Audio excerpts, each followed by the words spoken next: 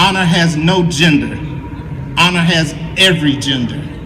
Man, woman, trans, and everything in between. That is a reflected nation, America. Let them serve, let them serve, let them serve. Warrior Writers is a veteran-focused arts organization that fosters artistic exploration and expression through casual, welcoming workshops and retreats. By reflecting and creating in a comfortable space, we encourage and support healing and community building. Art making becomes the creative tool through which we understand and transcend experiences of trauma and emotional disruptions that are not easily identified but constantly felt. You're here to that. Creative works are shared with the public in the form of books, performances, and exhibitions, empowering veterans to share experiences openly and artistically, and providing opportunities for the broader public to understand veterans' experiences.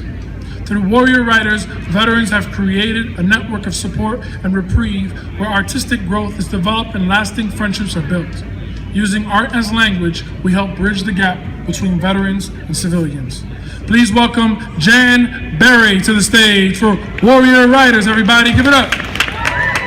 Warrior Writers is 10 years old, celebrating an anniversary that we wish we didn't have to celebrate. It started out to assist veterans coming home from Iraq and Afghanistan. Many of us here today are Vietnam veterans, so it's an organization that has progressively reached out to veterans of all ages, all kinds of veterans. Many women veterans are involved as well.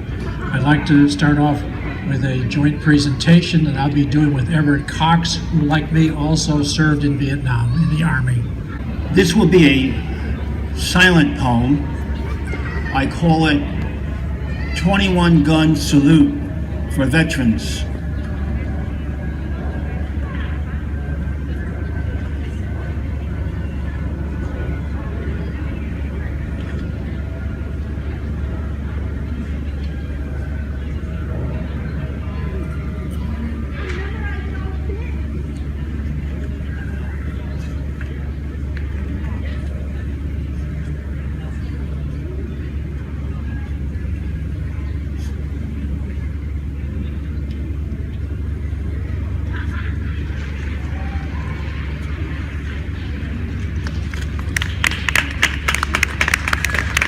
Everett works in New York City with many other veterans doing stage work as well as poetry presentations. The poem that I'm going to read you is called Singing Out. I wrote it initially to be read at the New Jersey Poetry Festival in Newark a couple of years ago. How big would the War Memorial Wall be if it listed all the names of soldiers who died of suicide? Abel, Baker, Charlie, Jacob, David, George. 3 tours in Afghanistan. Jeffrey Lucy, Marine vet of Iraq invasion. Theodore S. Westhuizen, Colonel, U.S. Army, who wrote in Iraq, "Death before being dishonored." I couldn't write about the first Vietnam vet I knew who killed himself. I couldn't write about him. I couldn't write his obit because newspaper policy prohibited reporting suicides. I didn't know what to do with that muzzling. The second vet I knew who killed himself was found with a copy of one of my writings in his wallet. We cannot protect our buddies. We cannot protect our friends with words alone. We need to change our apocalyptic, hellacious, hell-bent, death-dealing culture, our flag-flapping, sword-saluting, sworn to secrecy, stiff upper lip, suck-it-up, He-Man, Iron Man, military mindset. We need to transform the death before dishonor code seated in our souls, to singing out for life, for a lifetime, singing out to challenge, to change our dancing with death.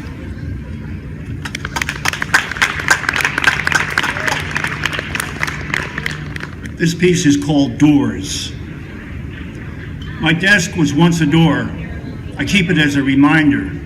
The underside is filled with holes, from fists, from clubs, from kicks. Now I write of doors on it.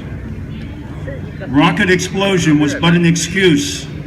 The devil, or was it the Holy Spirit, put her foot to my butt and catapulted me through a door called Vietnam into the end of my world, a world of familiar doors, now lost, into a world of dreadful, strange, violent, crazy doors.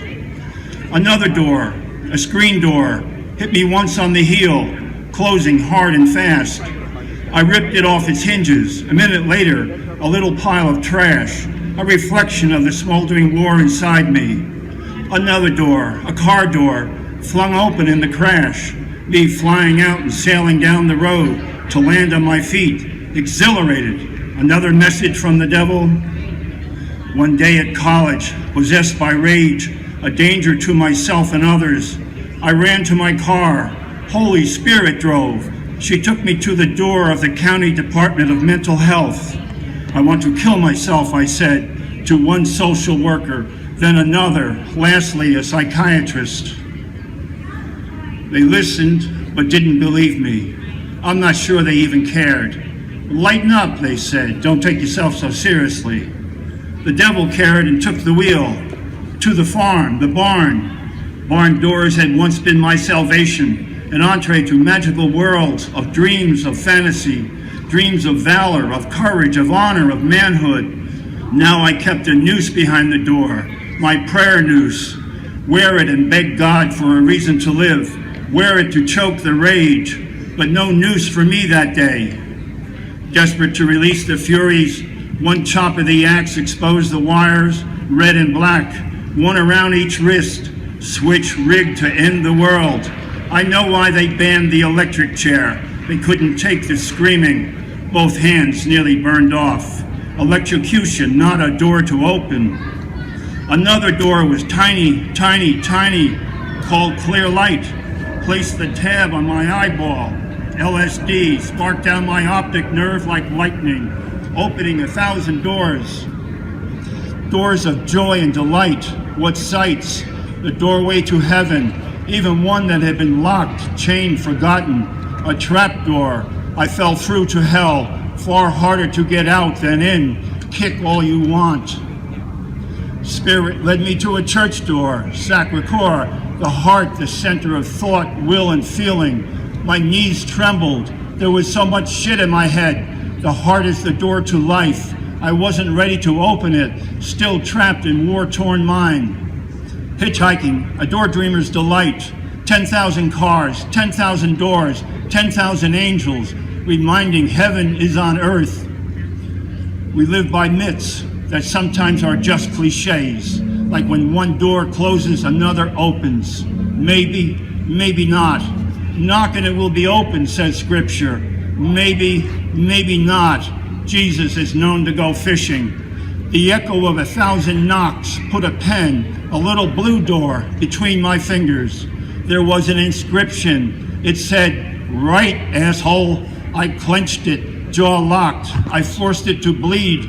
It forced me to speak, to mumble, to stutter, to cry, to find my voice. It was a magic door, my little blue pen. When it spoke of my pain, others could speak of theirs. If it spoke of hope, so too did others.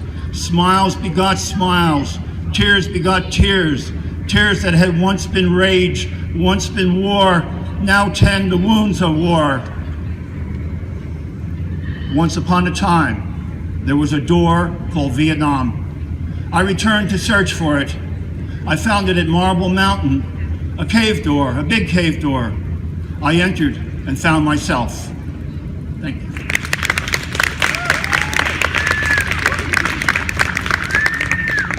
Microphones here. Our next reader, Omar Columbus, served in Iraq, and he also does work in the theater in New York.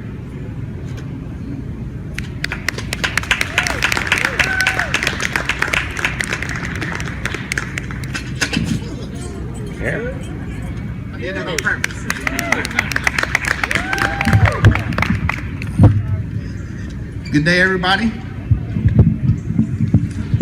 My name is Omar. I'm an Air Force veteran. Spent 12 years on active duty. Originally from Eastern North Carolina.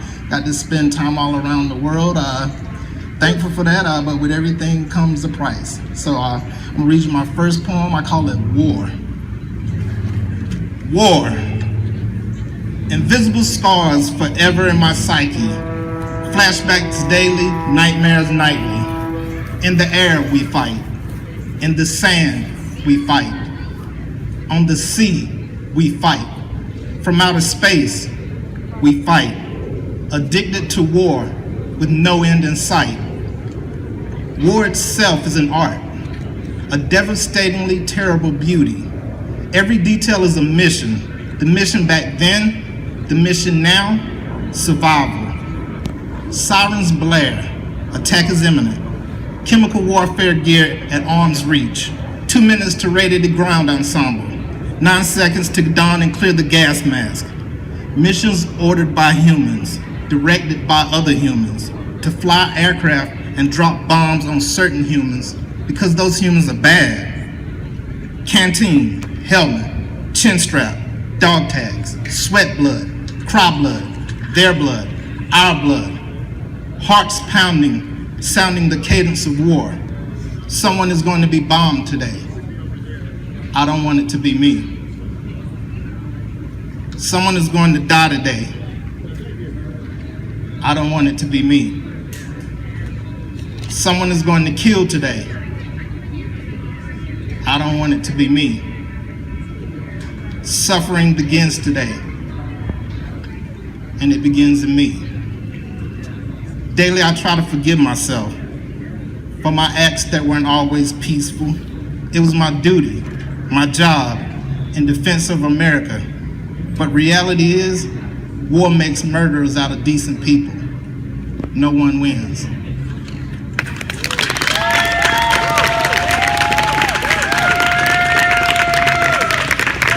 Thank you. And in light of just all the political news right now that's going on, I wrote this one actually this morning. It's a short one, just a quick blurb. I call it, Let Them Serve. Honor is genderless. Honor is genderful. For the less than 1% of our nation who make the commitment of patriotism to sacrifice their true identities for the sake of others, they volunteer to serve in defense of our nation. Let them serve. Let them serve. Let them serve.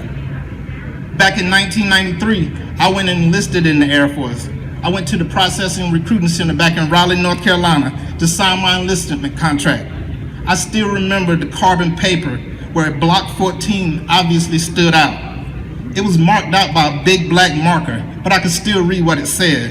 In big bold letters, it said, homosexual. And then 2 boxes right beside it was either yes or no.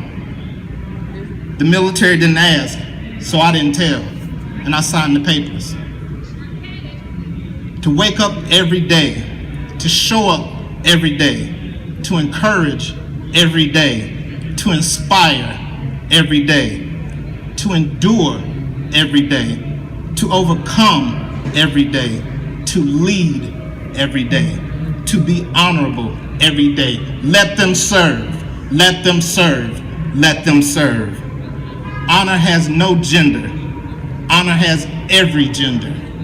Man, woman, trans, and everything in between. That is a reflection of our great nation, America. Let them serve, let them serve, let them serve.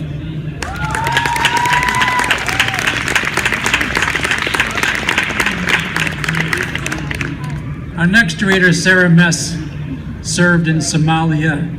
You may have remembered that big war in 1993, or it probably wasn't in your history books, but she can tell you because she was a combat medic there with an Army field hospital. Sarah.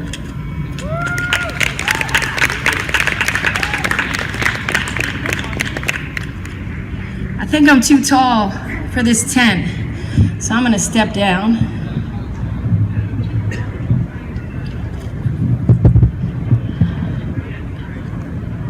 I started writing a long time ago. It wasn't until I found a community through Warrior Writers that I began to share things that I write.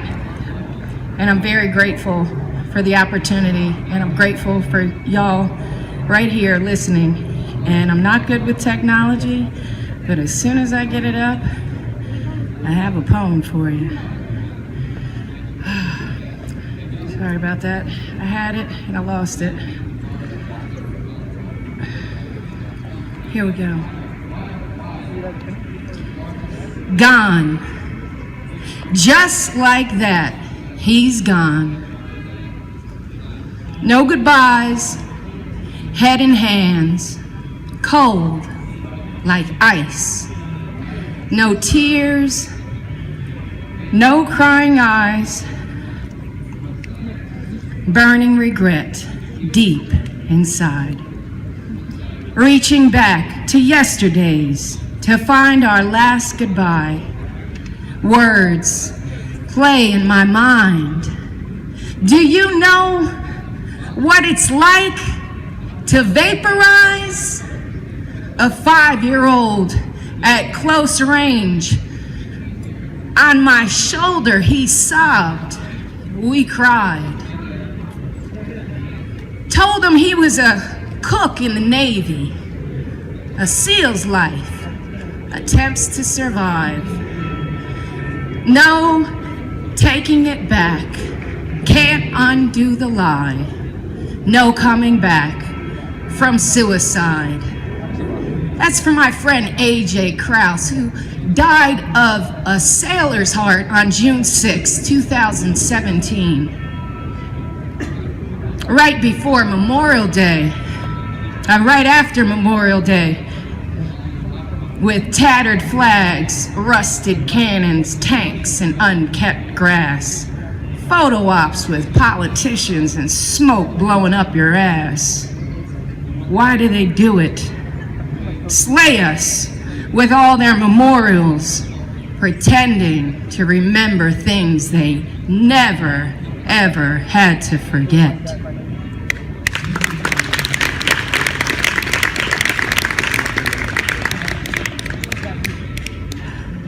And it all comes back, even on a beautiful sunny day like this.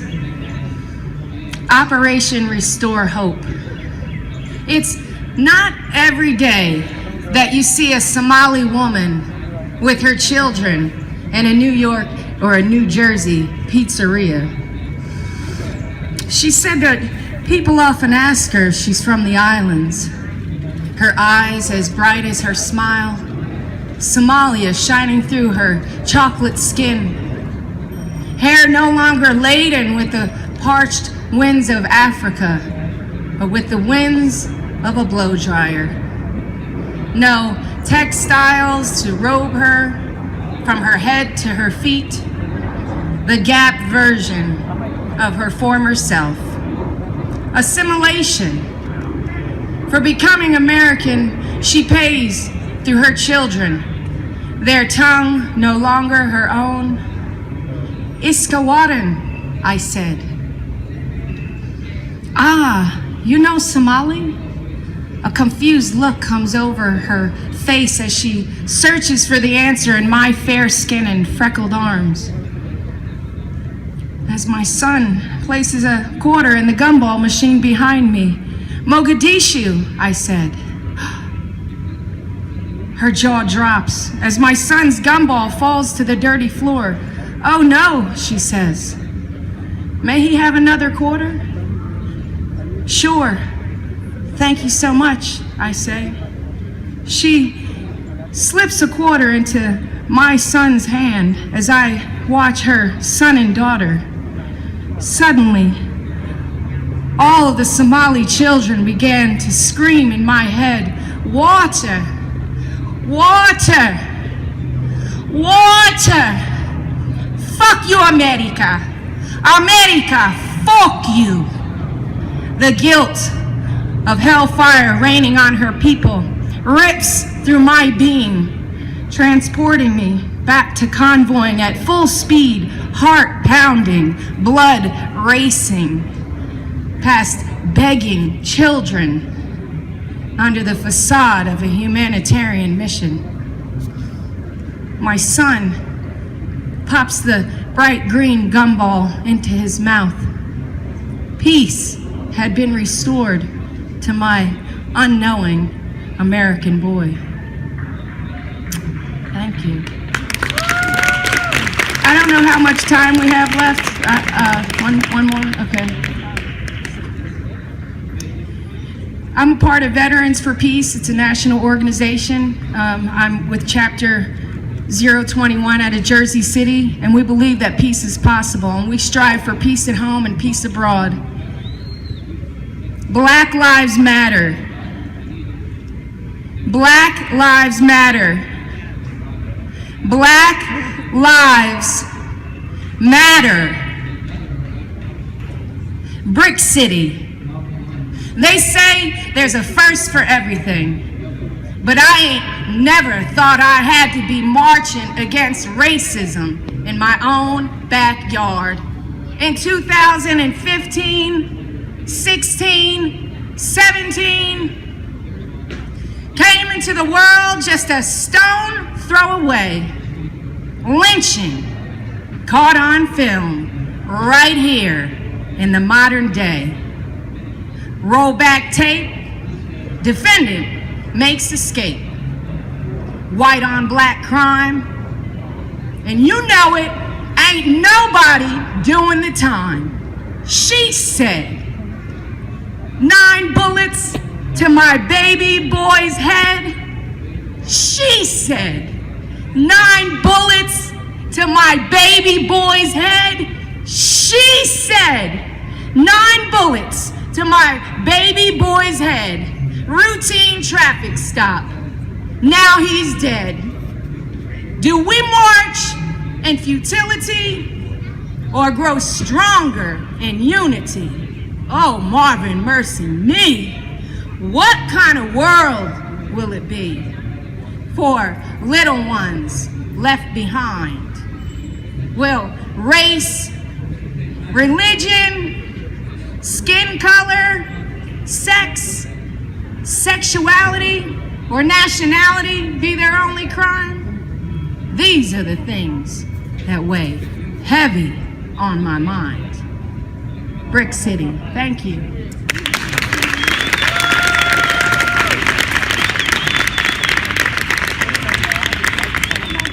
Thank you, trees, for the shade. Our next reader, Walt Nygard, served in Vietnam with the Marines.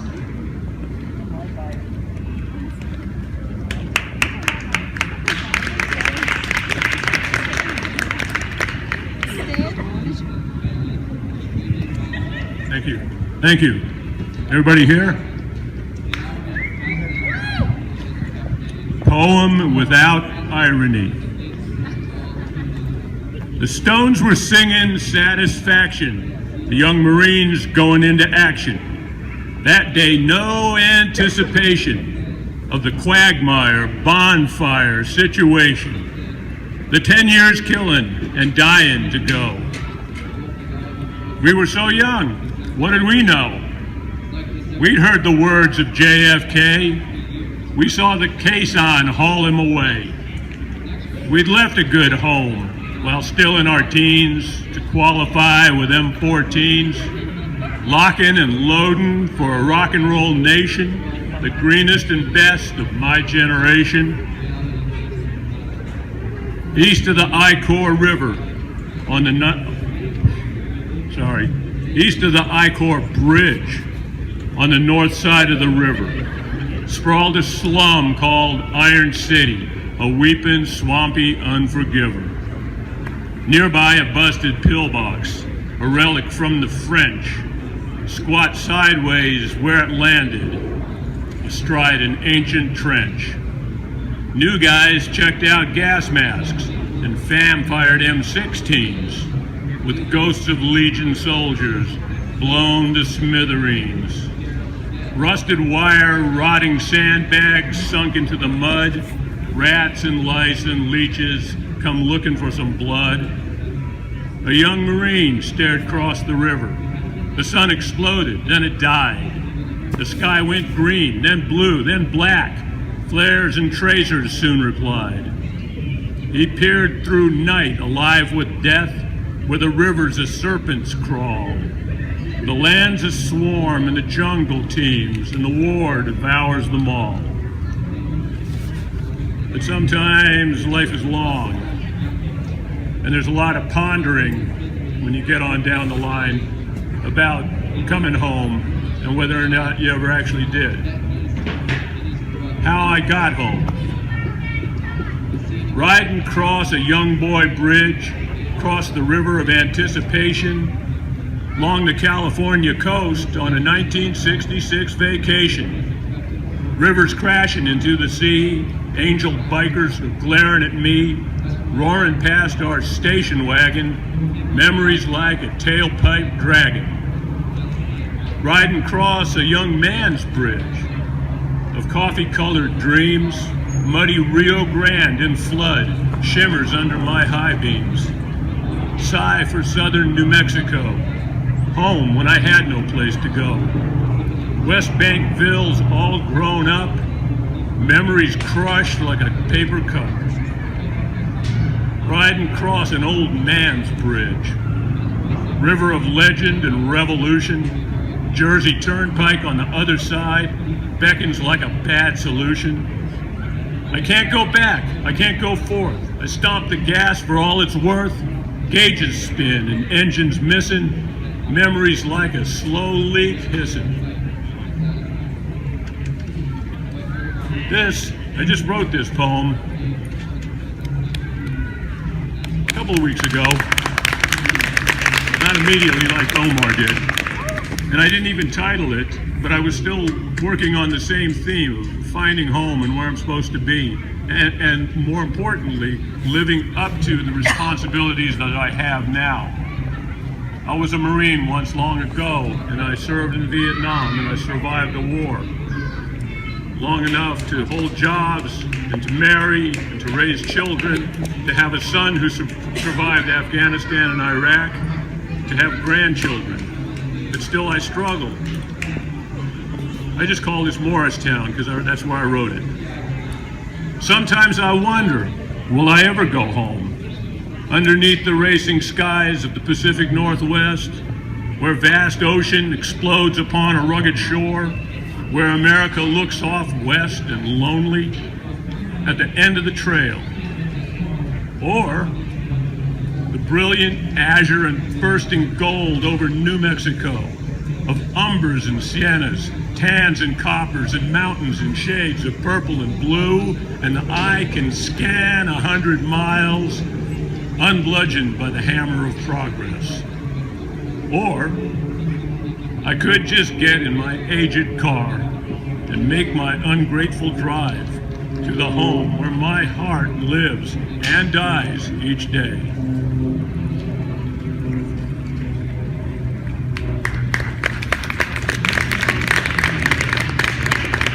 Thank you.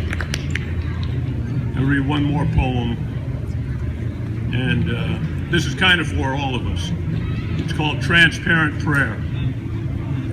Thin tissue of words learned long ago, recited some 1,000 times to a God who's died, evolved, or just plain changed.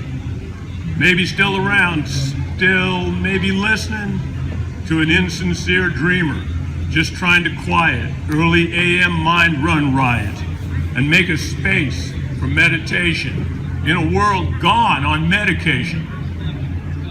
Thin tissue of words long ago recited to a God who died or got mad excited. Maybe he's weeping, maybe stone bored. If you're still in business, are you listening, Lord? Thank you all.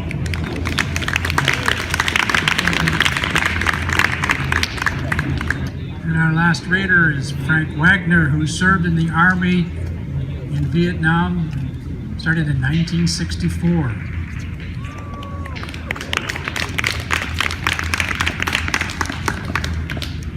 This poem is titled Cars.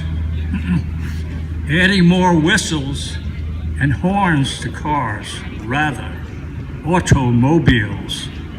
The array of new and existing models, varying as much as the choices on the cereal aisle. Cocoa Corollas, puff Porsches, frosted Fiats, honey-coated Hondas, sugar-coated Cadillacs. You name it, we've got it. We've got smart cars for stupid people. Drive the Lexus to Texas. Take that Buick to Newark. and of course, the Chevy to the levee. What a brainwash. The line is cast and the fish are biting.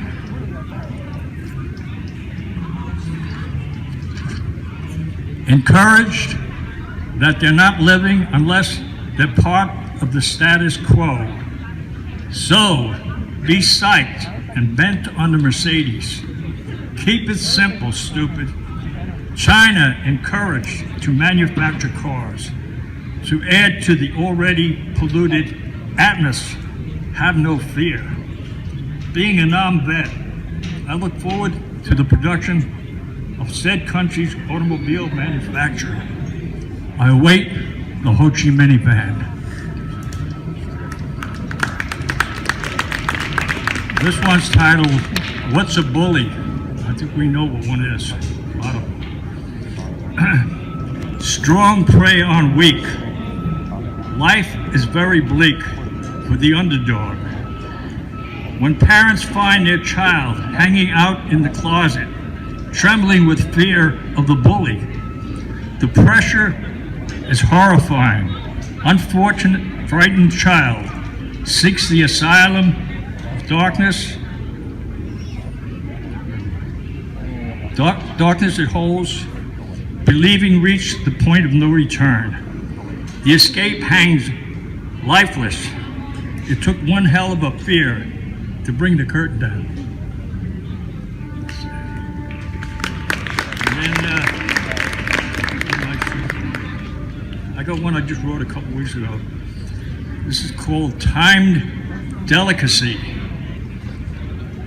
Alluvian timed beat, waves breaking against rocky coastline, lobsters doing their thing, keeping the neighborhood clean, and best of all, reproducing clarified butter.